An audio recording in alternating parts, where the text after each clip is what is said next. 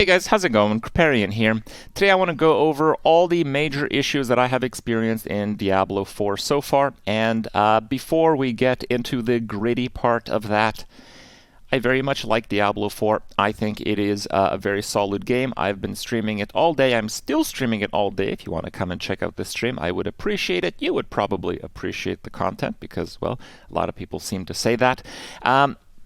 It is a game that I think can be very good in the future, but I think it is pretty underbaked on launch. With that said, they have played a very active role in making improvements even post-launch, which has certainly surprised me.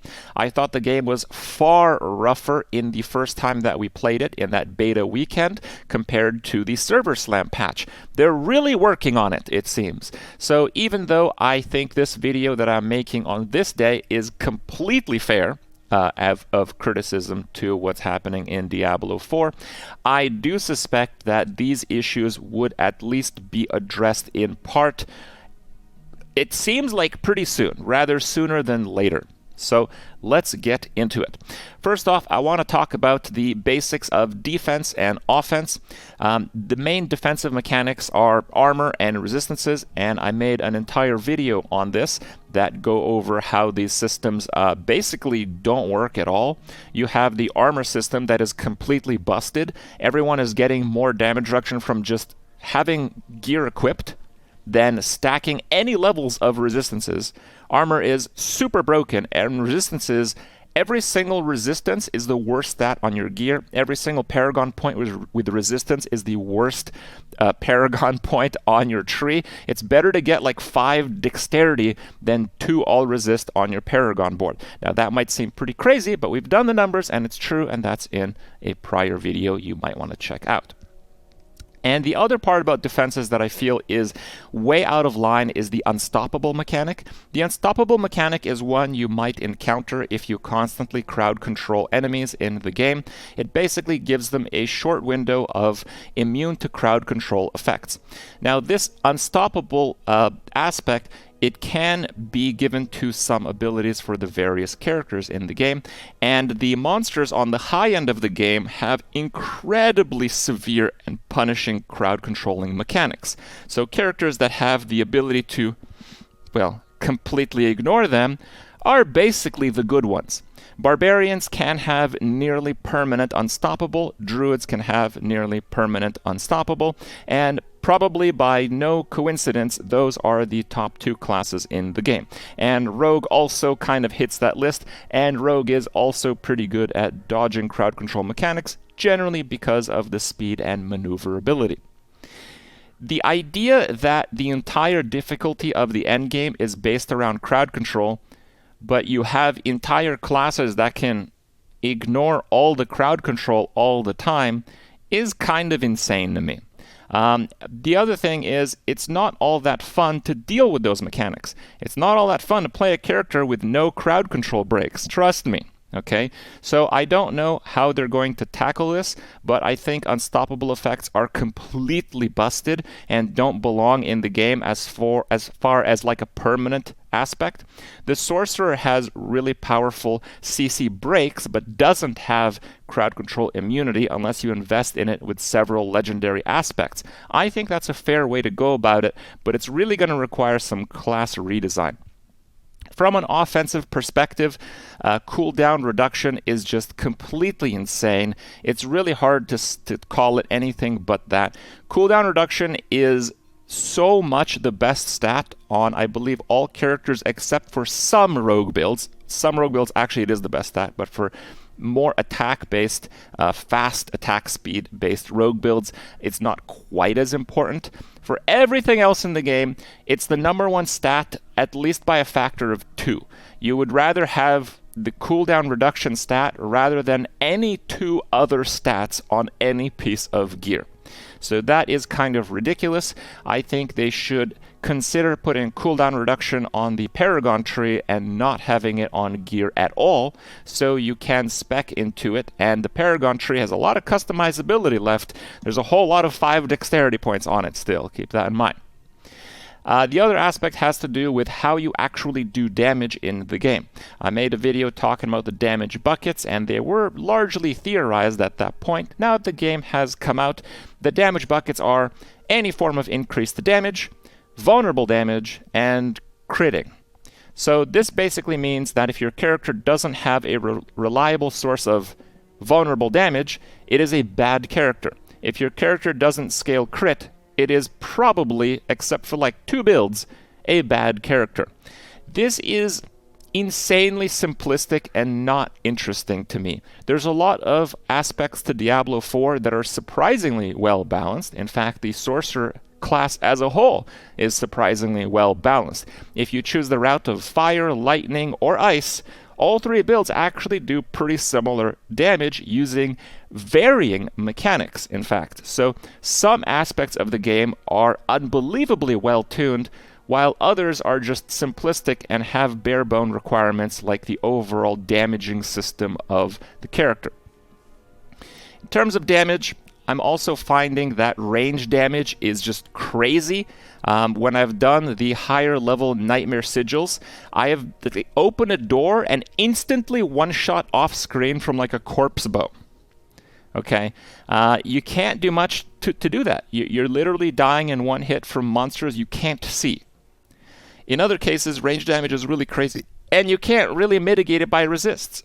Resistances don't scale. You get like 50 cold resist, your cold damage reduction goes up by 2%. Resistances are such a joke, and I think when they tackle that, and not if, when, because that system is laughably bad, this might alleviate a little bit. The other aspect of this is boss damage is a joke. The bosses are kind of just damage sponges. When I say that like there's white mobs, archers in the maps that hit you and almost one-shot you, yeah, there's no boss that like really one-shots you. The scaling mechanics of bosses is hilarious. Bosses are often the least dangerous mobs in the entire dungeon. I don't know how that ended up that way. Speaking of dungeons, you're going to have to do a lot of them. Originally, they stated that the average player will take about 150 hours to hit level 100. I don't know how they came to this figure because I guess I just suck at the game. I mean, maybe I'll hit it under 150, but that is really generous. Leveling is incredibly slow after level 50, and it is a system where the levels come so slowly that it does feel incredibly grindy. It is a super grindy game. Now, you may have seen players in like group play level way faster. We had people getting max level in the first few days. Like, Kripp, what are you talking about? So these players, and like one of them even went over their vlog on this, like Zizaran, for example, if you want to check out his vlog on it. So basically they had a full group doing split farms. So they do a dungeon that has many different avenues when the dungeon starts, and each player does one separate part of the dungeon, and they get experience has an infinite range in Diablo IV. So they're literally getting 3 to 4 times the experience, but when they leave the dungeon, they can just reform the group, which resets it rather than having to wait a minute. And just constantly doing a dungeon gives you insane experience compared to just walking around the world and doing, well, a lot of nothing in between. So they also skipped doing like nightmare sigils, nightmare dungeons. They didn't have leveled glyphs. They basically had really crappy characters. They could barely even play the game, but they leveled up really quickly. So I want to mention that because some people will think it's like, hey, you can get to max level in like 3 days. No, you can't. Okay? The circumstances for doing that were so extreme. They used methods that have been nerfed. I don't want to say exploit. You know, I don't think anything they did was exploitive. They operated within the game mechanics, but they also used leveling strategies and certain dungeons that have been nerfed immediately after they used them. So if they had to do it all over again, I don't even think they could do it as fast as they did, even with the experience they gained in the meantime. That's just how it works. Overall, it will take a player hundreds of hours to get to level 100, which makes the actual launch of Season 1 really questionable. Keep in mind, they said that Season 1 is coming like mid-July. We're already a week into the game right now. And there's a lot of people that are barely over level 50. They're going to drop the season 1, and a lot of people are going to have characters that are like level 70 or 80, and they haven't even gotten like all the Lilith shrines or like the renowned things. And these people are going to be thinking to themselves like, wait, I don't want to have to do all of this all over again. It doesn't make sense to me. I think they either like last minute nerfed experience rates or something, because the launch of Season 1 is even more bizarre in its timing, given how grindy, insanely grindy the game is. And with that said, I have been playing Solo Self-Found and really enjoying it, so it is a grindy game, but I also enjoy playing Ruthless in Path of Exile, so it does work for some people. It is not necessarily a disadvantage, but Diablo has always excelled from mass appeal more so than niche communities. Again, be mindful of that. The other part I want to talk about is the extremely poor quality of life for inventory management and stash tabs. It is really insane here. Like, the maximum stash tabs you can have is 4, which I do have. I have an entire stash tab for Nightmare Sigils. Yes, you can like disenchant them and stuff, but you can't like destroy one and make another one. It's like crafting cards in Hearthstone. You have to delete like 10 of them to make one. So you can't really do that. You have to run them. And the most effective way to run them is to do the same. Like, I have 2 Zeniths here. So you want to get like 3, 4, 5 Zeniths, walk to the dungeon, and then just chain them. So you actually need a lot of space in your inventory. Now, it has a sorting function, but the sorting function only works one way, and I actually don't know what way that is, because like, I don't know, let's see here. So there's a Zenith here, and there's the Zenith here, and was it 2 Zeniths? Yeah, Zenith there, Zenith there, Zenith there. And there's no search. I can't type anything in. The fact that it takes up one of my maximum 4 stash tabs is mind-blowingly bad. And I have to literally hover over every single one instead of running across the world for every single sigil that I do. I have to do this. Also, for consumables, they take up the same space as the elixirs. That's another half of my stash tabs, and I've actually stopped picking up the lower tier elixirs. If you want to like stash some legendary powers, you have to mouse over every single one to find the one that you stashed for later. The actual quality of life of moving items in and out and managing this system is so hilariously bad, but at the same time, it is painful. It is horrible to go through it.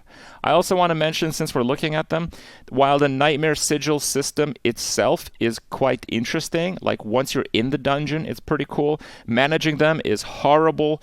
Having to run to each one is horrible.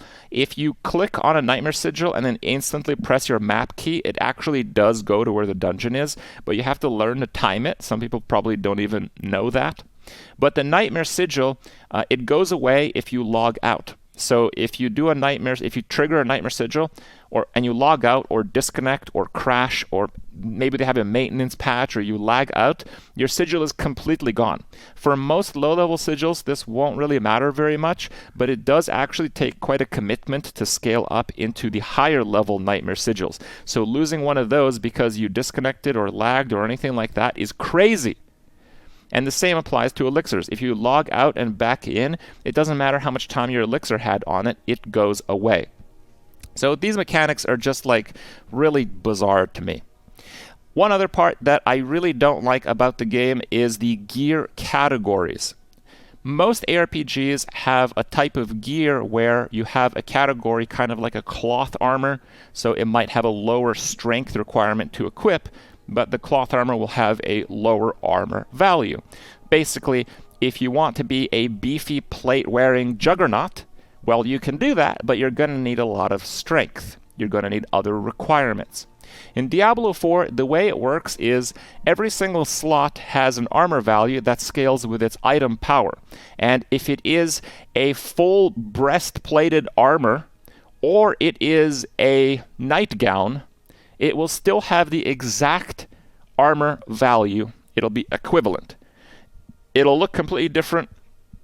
It'll obviously shouldn't provide the same armor value. You know, slippers versus plate greaves. Nope. It's just based on the item power of the item. That's the only thing that matters. And no stat requirements. It feels really weird. I like the RPG fantasy of using gear that kind of makes sense, has a tie-in to reality. Diablo 4's item system is completely detached from reality. I don't know if they'll fix that, but I think it would be nice if they did, because a lot of the aspects of Diablo 4 are quite successfully immersive. And finally, one of the biggest one for some of us, it is the level scaling. We talked about the level scaling in the initial review of Diablo 4, and it was one where in the first few beta weekends we leveled to like 25, and we noticed that after a certain few levels, our character would just get weaker and weaker.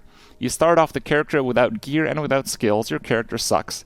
You level it to 2, you get your first skill. Way, your character is so much more powerful now because you're actually using a skill. You level it to level 3, you unlock a core skill. Hey, your character is even more powerful now. Give it a couple more levels and your character actually has gear in most of its slots. And it's basically downhill from there. A level 6 sorcerer can one-shot the giant bears in Dry Hills, or Fractured Peaks, with chain lightning. You will never be able to do that again. You might be able to do that in like level 90 plus when you're chain lightning lucky procs like 2 other skills and you're using cooldowns because your cooldowns now have like 3-second cooldowns. But the bear will never die from a single chain lightning again. So this is like crazy to me. And to give you guys another example, some streamers who went in and just grinded level 100, their characters were so weak because they didn't do the glyphs.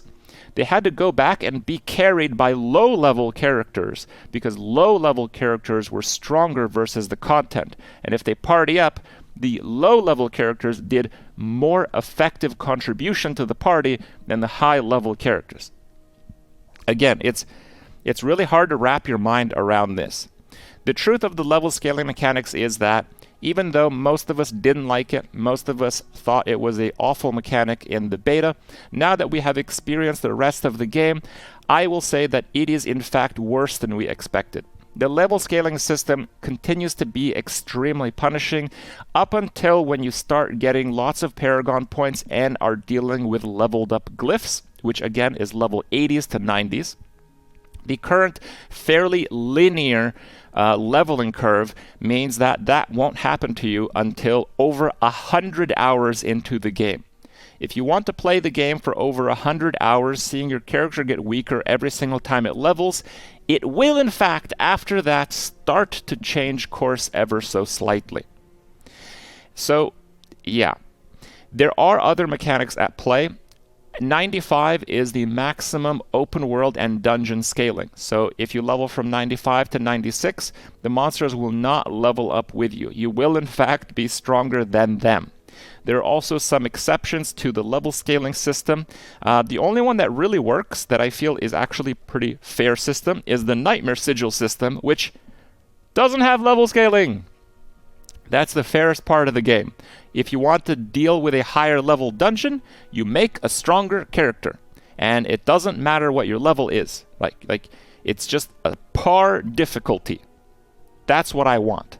I want certain content to have a certain difficulty. Yes, the game has to naturally be harder as you level up because you want to increase the difficulty of the challenges, but the best way to do this is to increase the difficulty of the challenges just absolutely, regardless of your character, and have multiple challenges of varying difficulties. And then your job in an ARPG is to make a character strong enough to tackle the different levels of challenge, like the Nightmare Sigil system, but that has other problems. The overall level scaling in Diablo 4 feels to me like it is a really bad system, and then it has a whole bunch of band-aids to make it somewhat playable in the endgame. If we had a level scaling system like A to B, 1 to 100, it would actually work a little bit better for me, but the way that I see it is, it's not a very good system, and there are major cracks in how it can possibly like work and keep the game together, and we already see some band-aids all over the place. It's already starting to crack, and the game has been out for a week. That's what I'm saying. So that's what I got. And again, I'd like to remind you guys that I'm still streaming. I'm still very much enjoying Diablo 4, but it's important to talk about the issues, honestly, especially because it seems like they're listening. Thank you for watching another Kripp video, and we'll see you next time.